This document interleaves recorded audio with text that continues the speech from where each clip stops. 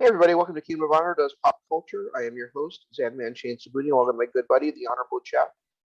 Hello. And Jeff, we're here today to talk about the Suicide Squad. Yeah, before we do that, I want to just a friendly reminder, drop a comment below with any of your thoughts on this. Hit the like and subscribe button. It really helps us out. But as far as this movie goes, I know we talked about it on our last show, the Loki episode. Was it Loki? I don't remember which one it was. Oh, no, Titans. Yeah, Titans that we haven't Titans that we have not published yet, yeah. Yeah, but it will be published before this one is. So, in theory. But the thing about this show, or I'd said on that show that I really was not looking forward to this because the way that the trailer was, it came across as really campy. Was not impressed with it at all. I was pleasantly surprised. The movie ended up being what I originally thought it was going to be, which was just a fun ride. That trailer really threw me off. But this first hour of this movie, I laughed unbearably hard throughout the majority of it. It was fun. And I didn't think I would ever use these words in my entire life, but the best part about it was John Cena.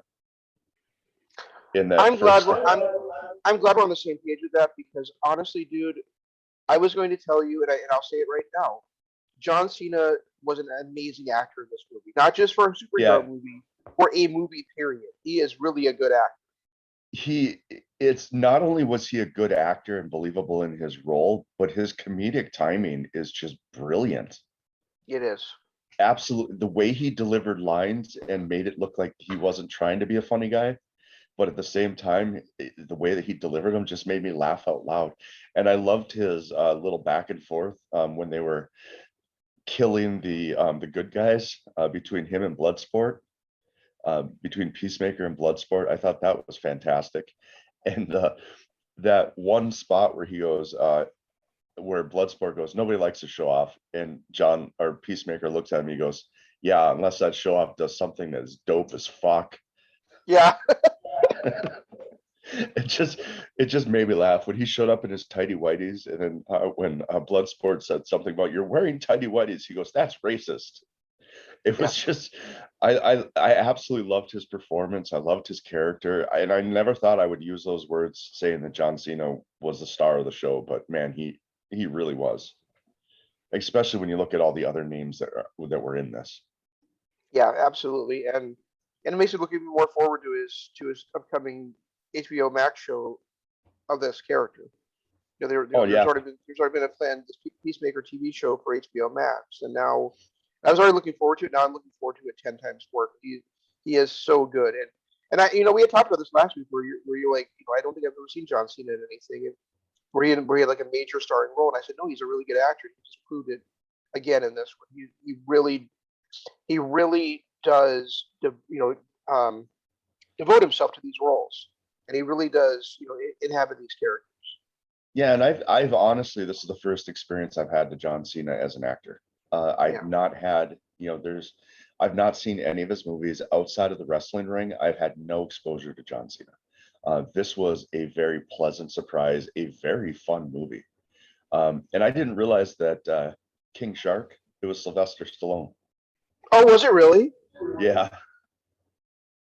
But it just, the way that every one of these characters worked out. What's that? And no, that's what the King Shark does is like raises his hand and that. Oh yeah. And yeah, he was fun. I'll wear a mustache. Yeah, that was great. I really enjoyed that character too. And I did not know that another former WWE employee was going to be the villain in this movie either. I did not know that Bronson Reed was going to play the part of the Starfish. That who was? Bronson Reed. Bronson. Oh, really? Speaking of Bronson, it's a joke that he was like a big hulking guy like Bronson Reed was supposed to be. So. It's funny that you bring up Bronson Reed. I just found out that he got released. Yeah, the two biggest names got released yesterday were Bronson Reed and Mercedes Martinez. And Bobby Fish. Bobby Fish, Yeah. but yeah. But yeah, I don't want to get off because we go off on a tangent about that. But this movie was fat. It was just fun, just absolutely fun. And I've already recommended it to a half a dozen people, and it's only been out for what, 2 days? Yeah, I came out on Thursday, so 3 days now. It was kind of weird seeing Michael Rooker's name show up in the pre-credits as one of the starring people. And then he was only actually in the movie for what, the first 5 minutes? I thought it was weird for him to be in that movie at all, considering that he was also in James Gunn's Guardians of the Galaxy movies, but I guess Gunn decided to happen to him yet again. I just was not expecting him to be in a DC movie after being in Marvel movies. Well, I mean, there's a lot of people that cross over that way. Usually they could be a big name in Marvel and then a small name in DC, or vice versa. Start out as a small player. And then Nathan Fillion comes in, and he's got like an unrecognizable role as TDK. Yeah. I'm glad I didn't watch it with my kid because the death scenes were a little bit rough. Yeah.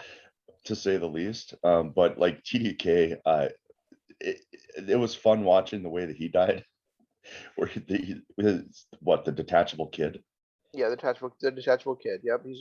And it was so funny because he shoots his arms out, the arms are out there, and he's like gesticulating, and basically the hand is doing a Three Stooges type thing to the guy. It's just feeling around their heads and stuff like that. And Harley looks at him, she kind of rolls her eyes and flag what the fuck? Yeah, that was entertaining. That was actually very entertaining. And then Harley Quinn. I was worried because I didn't think we were going to get enough Harley Quinn, but then she really kind of turned it around and was a bigger part in the second half of the movie. Yeah, and the thing I was thinking about this yesterday also, when I see Harley Quinn, I don't see Margot Robbie. I see Harley Quinn. Yeah. She is absolutely great in that role. The way that John Cena blended into his role, I didn't even think for half the movie that I'd be in John Cena. I was just it was a peacemaker, Right. And I also really love that scene where you think Bloodsport's going to fall down, going to be falling down from that building, but then just the entire floor of the building just keeps falling at a slow enough pace, like 10 feet at a time, that he's able to get down to the bottom to face off against Peacemaker.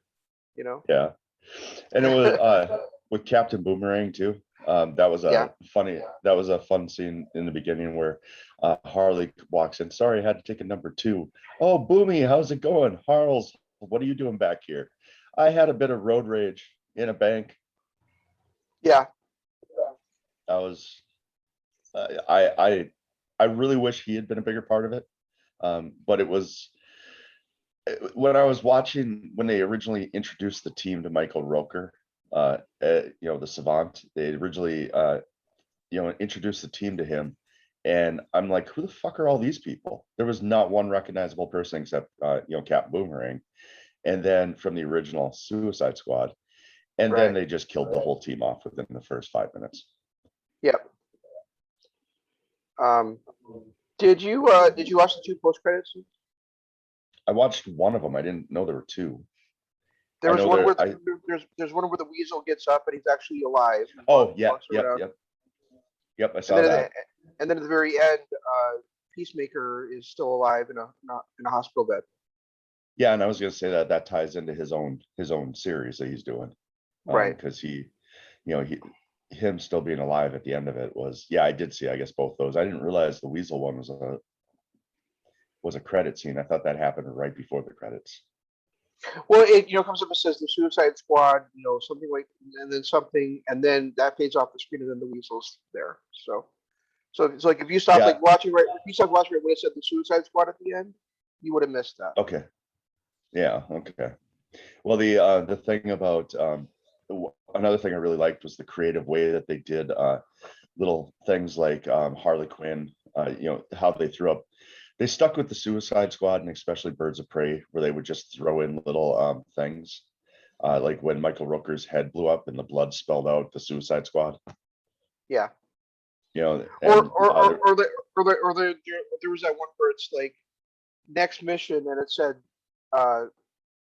something, and then or Operation Starfish, and then like wait, we got to go get Harley Quinn. So then like that like fell off the screen and it said next mission Harley Quinn.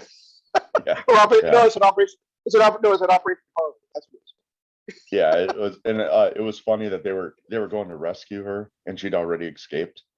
Yeah.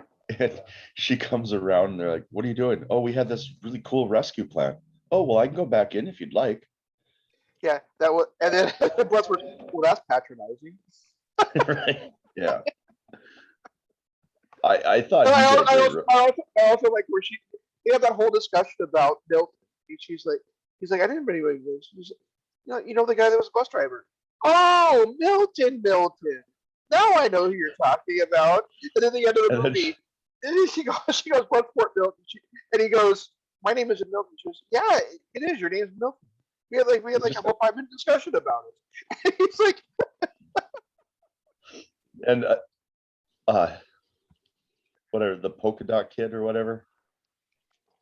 Yeah, Polka Dot Man. He was definitely interesting. He was bizarre. Bizarre. Yeah, I laughed really hard when they said, "Where's your mother now?" And he goes, "Everywhere." And then they showed a picture, or they went back to the screen and it was just his mom as every character. Yeah, that scene where he like uses his polka dots to like take out the leg of the starfish. Yeah. And then like all the people in the starfish control are hopping around holding their ankle. That was just hilarious.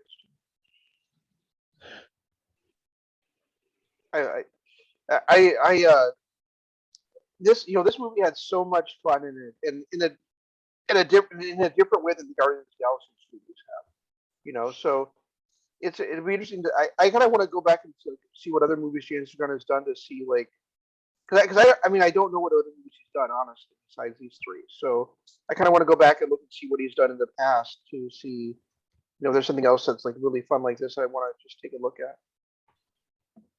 Well, see what I'm saying? Yeah, he did. Oh, he did the first two Guardians. He's got a third one planned for 2023. Obviously, the Suicide Squad. He did Avengers Endgame and Infinity War. He's credited with those. Okay. As a director, though? I don't know. No, the Russos directed that. Well, let me see. Looks like he's going to direct this, The Peacemaker. Yep, I see that. Guardians, Suicide Squad, those are ones that he wrote. Yeah, so these are actually the only movies he's ever done. It looks like he did something called Movie 43, but only one segment of it. Well, he did the Scooby-Doo movies too, back in 2002 and 2004. Oh, not according to this list I'm looking at. This is the one where he's produced, or he's got the credit as the writer. I'm looking for the director stuff. As a director, he's only got 17 credits. Yeah, but a lot of them are just like TV episodes. So it looks like the first actual movie he ever did was Guardians of the Galaxy. Yep, you're right. Everything else that he directed. Hang on a second. I want to know why he's tied in with the Avengers. Okay. Love you too, Jeff. But you're feeling left out. He chuckled. It looks like he was a producer for Avengers Endgame and Infinity War. He was he was a executive producer. That's why he's tied to those. Gotcha. Yeah, so I guess in this one director that I'm gonna look at in the future, see what else he does. He looks like he also wrote the upcoming Wile E. Coyote movie. And Starsky and Hutch. There's an upcoming Starsky and Hutch TV series. I didn't know that. I didn't either. I guess everything old is doing. Not entirely sure of that. Oh, it's a TV series. Yeah, that's what I'm saying. Is it looks like a new TV series coming out. I did really like what you're saying about how the beginning of the movie was kind of like a distraction for everything else, right? Because we see this whole list of characters that were not part of all the trailers we saw, right? Including, like you said, Boomerang from the last movie, Flag from the last movie, Harley Quinn from the last movie. But I mean, we have seen Flag and Quinn in the other stuff, but not anybody else that was there, like Weasel or Savant or the Javelin. No, he wasn't. I don't think so anyway.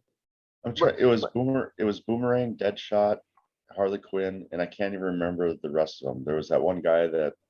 There was Killer Croc. Killer Croc was there. Oh yeah, yep, you're right. Okay. Yeah, I can't remember who else though. The other guy, I can't remember. Yeah, really, that last movie, the only ones that really were reckoned for. Well, Flag was in the last movie, right.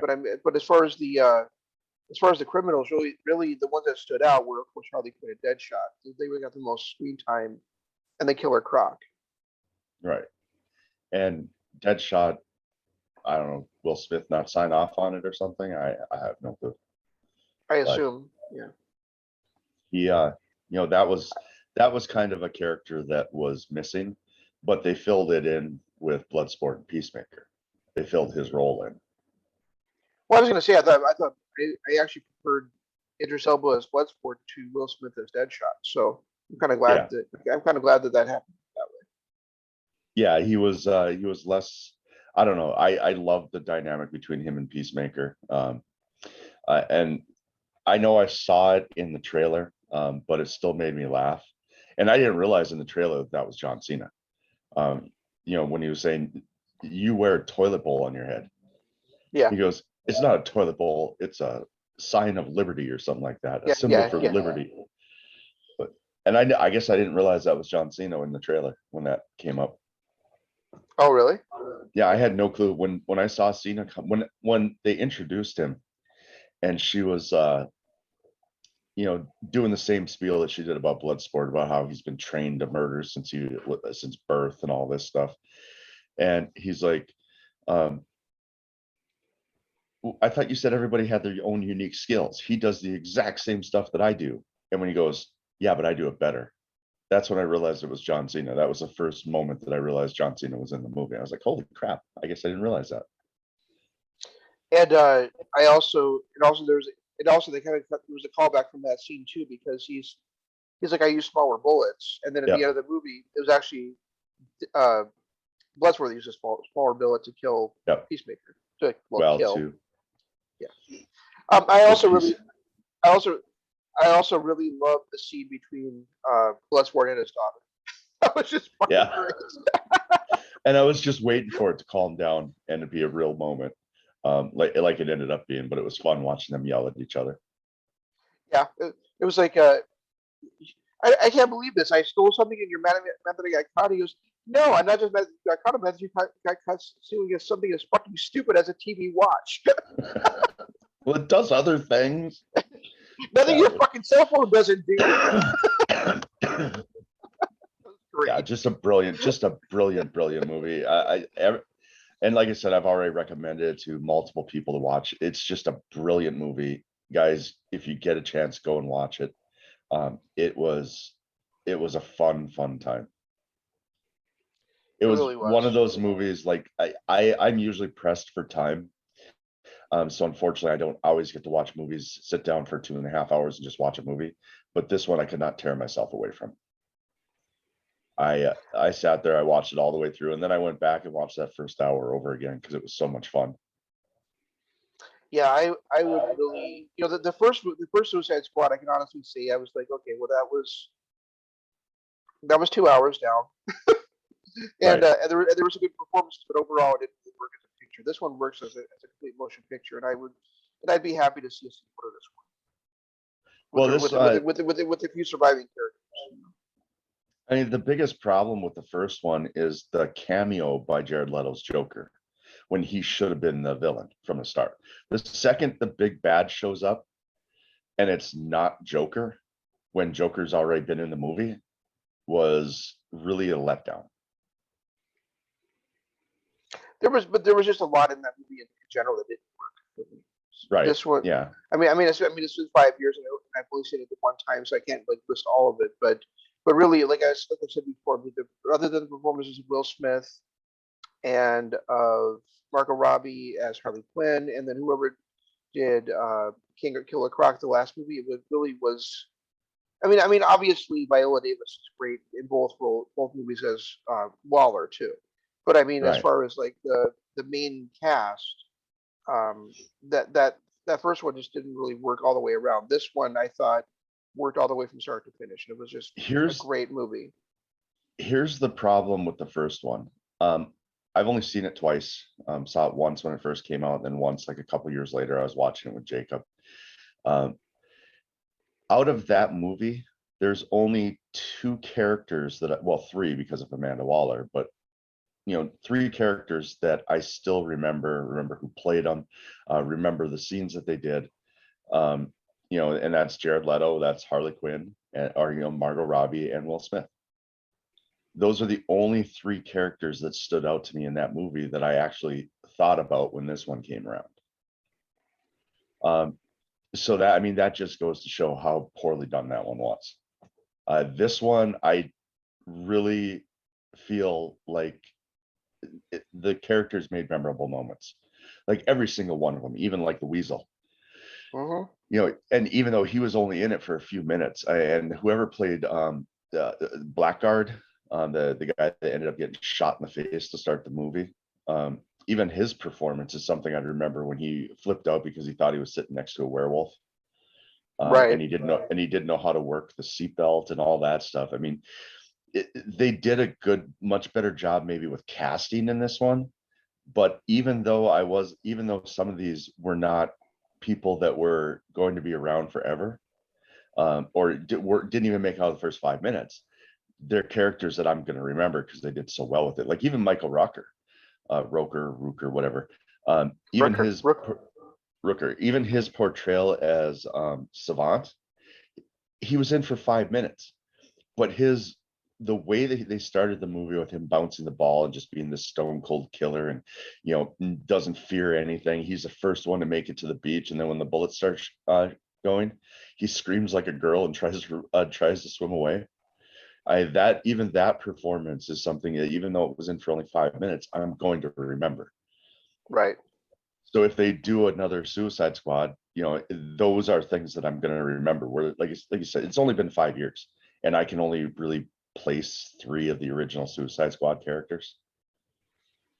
Yeah, because the other ones they really right into where they were always kind of just generic throwaway characters. This one they really took their time, and they wrote them very well, and there was great performances for everybody in there. Even I think it's weird that Nathan Fillion took such a minor role in the movie, but considering who he is, but even his character, he has those memorable scenes of like the hand filling around the people's faces and shit like that. Yeah.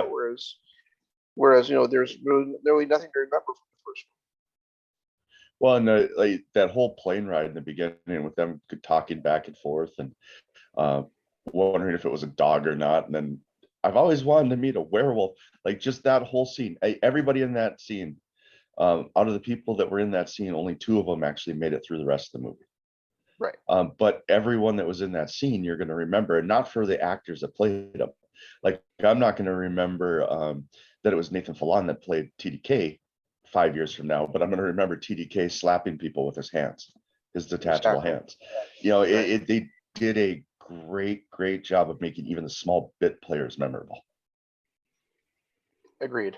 Yeah, this is really good. This is a really good one, guys. Go out of your way to see it. And you don't even have to just watch it on your TV on HBO Max. Yeah, watch it on HBO Max. You got another what they say till September 4th to watch it. I think so. So yeah. if you've got HBO Max, definitely watch this. If you get a chance to go to the theater, I could really see this, and I don't go to a lot of big budget movies, especially since I have a Fire Stick that I watch on, and I've got it hooked up to my 150-inch projector.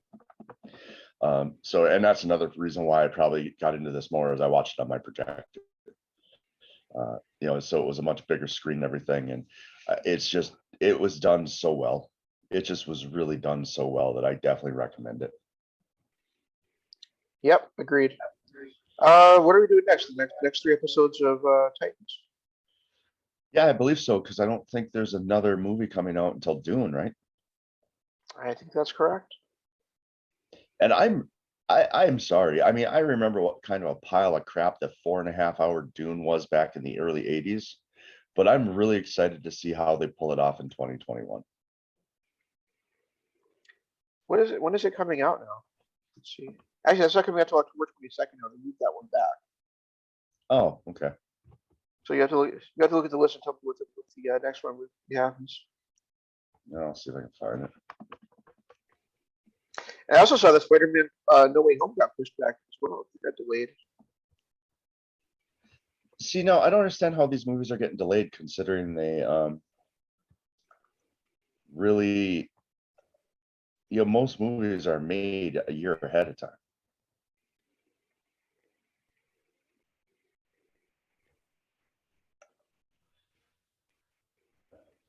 August 21. Nope, that's not gonna.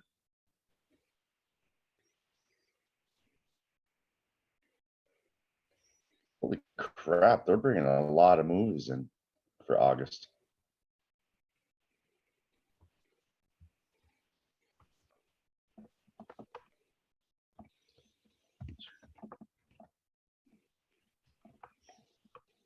Yeah, this is something, and I did see that they've already announced that in addition to theater releases, they're also going to continue this, but it's going to be more of not a co-release, but they're making movies that are specifically for HBO Max. Yeah, I saw that. So it's, that's 10 movies exclusively for HBO Max for next year. And I think that's really cool because it's something that works. It's something that I've been really happy with the way that they've done this. Yeah, I think they would have avoided making the theaters angry, but they're also, they probably don't want to have a situation like what's going on right now with Scarlett Johansson and Marvel Studios, where she's suing Disney, claiming that she would have gotten more money if they had released only in theaters and not on Disney Plus. Yeah, true. Which I think is bullshit, because just because Disney Plus made $65 million that first weekend with Black Widow does not mean all those people would have gone to see it in theaters. You know what I mean? I don't know what is happening with my computer, but all right. My stupid internet just froze up. I got all the way down to, okay, the next one is a movie called Reminiscence on September 3rd. Okay. Hugh Jackman. Oh, that's it. Oh, okay. I saw a preview for that. You know what? I watched that and I'm like, what kind of Wolverine movie is this? I think Hugh Jackman has just done so much Wolverine. It's hard for me to see him as something else now. It's weird not seeing him with those lamb chop sideburns. It is. It is. But it looks like, oh no. Sci-fi drama that stars Hugh Jackman as a scientist who discovers how to relive the past and uses the technology to search for his lost love. Ugh. Okay, this is weird because that comes out on September 3rd, and then exactly 1 week later, Malignant comes out. James Wan horror movie. And let me tell you, James Wan knows how to write horror movies. Yeah, he does. Well, I'll be out of town and seeing some wrestling live, assuming that the world doesn't fall apart again before Labor Day. So right. Well, we've got in September, these are the releases. We've got Reminiscent on the 3rd. We've got Malignant on the 10th. And then we have The Many Saints of Newark on the 24th, which is the prequel to The Sopranos. Geez, we have 3 movies in September. And nothing until then. And then, Jesus, Mary, that's on the 24th. Then 1 week later, on the 1st of October, is Dune. No, Dune is moved to October 22nd. Oh, okay. Well, good, because they needed to. And then nothing. There's nothing after the Suicide Squad. So we have an entire month before Reminiscence comes out. And then, right away, the next week is another movie, Malignant. And then 2 weeks after that is The Many Saints of Newark. So they're really packing us with September. Yeah, crazy. But the nice thing is we should be able to get through Titans by then, since we've got, a month here before we really have any movies. Right. Yeah. I'm just looking here. Yeah, so Malignant on September 10th. Now, see, this list on HBO Max says Reminiscence is August 20th. And then it shows Malignant on September 10th. What does it say? It says Reminiscence is August 20th. I wonder if this might be an older list I'm looking at. Malignant, September 10th. Cry Macho, a Clint Eastwood movie, on September 17th. Many Saints of Newark on October 1st. Dune, Dune October 22nd. King Okay, Richard, you're looking at the updated list then. November 19th, and The Matrix on December 22nd. All right, yeah, you're looking at an updated list. The one that I have must be an older one. Yeah, this is actually on HBO Max itself, so this is probably the right list. So what's the next one then? The next one is Reminiscence. No, Reminiscence on August 20th. Okay, so the list I had that September 3rd. So they must have moved that one up, and then, like you said, they moved Dune back. I just put the link in our chat for you.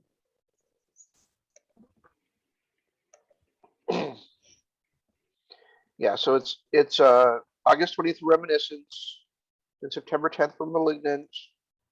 Cry Macho on September 17th, which I never even heard of that one before. Many Saints of Newark October 1st. Dune October 22nd. King Richard on November 19th. And Matrix on December 22nd. King Richard, dude, I don't know. I don't know if I can watch King Richard. I'll tell you that. It can't be as bad as In the Heights. It just can't be. Well, it's a story about Richard Williams, the father of Venus and Serena Williams. I'm not sure if that's something I give a shit about. It can't be as bad as In the Heights. Okay. You got it. In the Heights is easily the worst movie I've ever seen in my life. I'm just not a biopic guy, you know? Yeah, I'm not either. Okay, so I guess our next one is 2 weeks from now, August 20th. Indeed. But that still gives us some time to watch. We can probably still finish up that first season of Titans before then. We do 4 episodes each. We should be able to. The thing here too, and like I said, now the first couple episodes of Titans, I was like, but then when that third one, halfway through that third one, I'm all in on that show now. So it won't be hard for me to stream 4 episodes. All right, awesome. So guys, that's what we'll cover next time around for our pop culture show. Just a reminder for the just a reminder, guys, that this coming Saturday you are going to see what a great wrestling show live on YouTube and Facebook if you decide to tune into it for AAA. So I just looked up Malignant because I'm trying to find, like, even on the HBO Max link you sent me, director James Wan returns to his roots with this new and original horror thriller, and I'm trying to figure out what it's about. And I just searched Malignant plot, and the first one that it talks about what the movie is going to be, it just says it's James Wan. That's all you need. Agreed. Just like Matt Stryker's thinking about Ishii versus Shibata, right? Right? Yeah. Yeah. It's It's just it's why are Shibata and Ishii facing each other? Fuck you. That's why. who cares? But Yeah. yeah, it's just funny because I'm trying to find a just something that tells me what it's about. Like, is he doing a witch one, or what is he doing? Some kind of creepy dude, creepy girl kind of crawling out of a well again. What's he gonna do? And all it says is it's James Wan. That's all you need. Yeah. I don't want to know. I just want to watch. Yeah, and like I said, James Wan, that man is great at horror movies. So I'm looking forward to it, even though I don't know what it is. Yeah, I But totally agree. all right, guys, be sure to check out our other channel, our other YouTube shows that we do, the wrestling show, Shane's Book Addiction, which we'll get back to again when things kind of settle down, and of course our pop culture. And then when you do share them, like them, subscribe them, it all helps us out. And then of course, check out our Patreon, patreon.com/Kingdom of Honor. Thank you so much for watching, guys. This is Shane saying long days, pleasant nights, and Jeff saying Goodbye.